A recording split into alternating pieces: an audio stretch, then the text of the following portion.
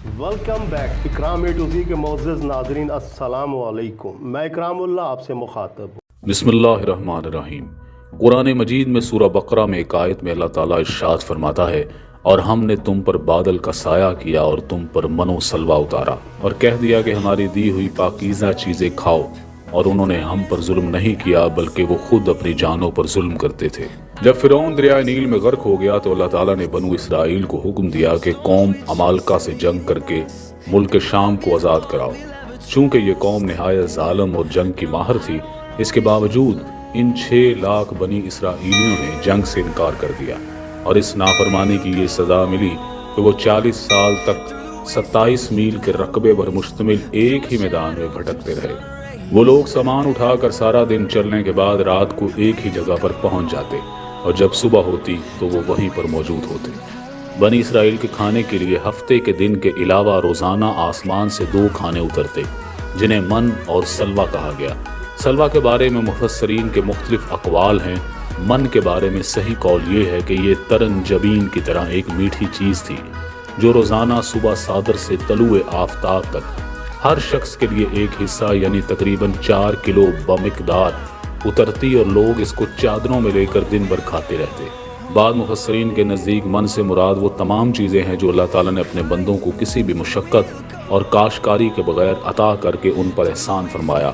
और सलवा के बारे में सही कौल ये है कि एक छोटा सा परिंदा, और उसके बारे में एक कौल ये भी है कि ये भुना हुआ परिंदा बनी इसराइल के पास आता था, और एक कौल ये है कि जनूबी हवा उस परिंदे को लाती और बनु इसराइल उसको शिकार करके खाते। और जब उन्हें पानी की हाजत होती तो अल्लाह ताला के पैगंबर हज़रत मूसा अलैहिस्सलाम अपना असा पत्थर पर मारते और बनी इसराइल के 12 कबीलों के लिए उस पत्थर से बाहर 12 चश्मे जारी हो जाते। ये वही असाए मूसा अलैहिस्सलाम था जो आपने फिरौन के सामने फेंका और वो फिरौन के जादूगरों के बनाए हुए अजदहाओं को खा गया। धूप से बचाव के लिए एक बहुत बड़ा सफ़ेद बादल सारा दिन बनु इसराइल के लोगों पर साया करता। रात में मैदान के बीच में एक नूरानी सतून उतरता जिसकी रोशनी में वो लोग काम काज करते। अल्लाह ताला ने इन लोगों पर इतनी इनायतें की कि उनके बाल और नाखून तक नहीं बढ़ते थे, कपड़े फटते ना ही मैले होते। पैदाइशी बच्चों के जिस्म पर कुदरती लिबास होता जो जिस्म के साथ साथ बड़ा होता।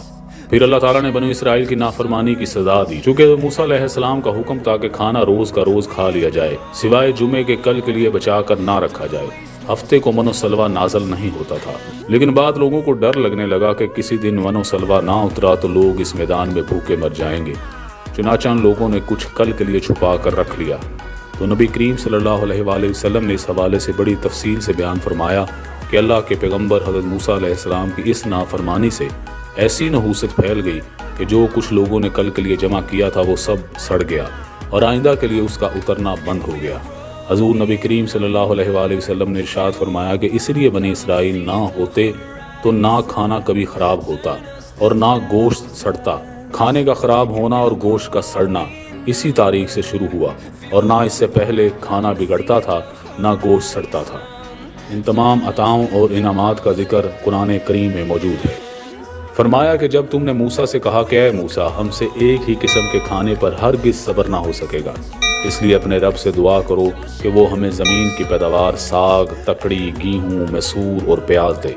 आपने फरमाया कि बेहतर चीज़ के बदले अदना चीज़ को क्यों तलब करते हो? अच्छा शहर में जाओ, वहाँ तुम्हारी चाहत की ये सब चीज़ें मिल जाएंगी। और अल्लाह का गज़ब लेकर वो लोग लौटे कि इसलिए कि वो अल्लाह ताला की आयतों के साथ कुफ्र करते थे और नबियों को नाहक कत्ल करते थे। ये उनकी नाफरमानी और ज़्यादतियों का नतीजा है।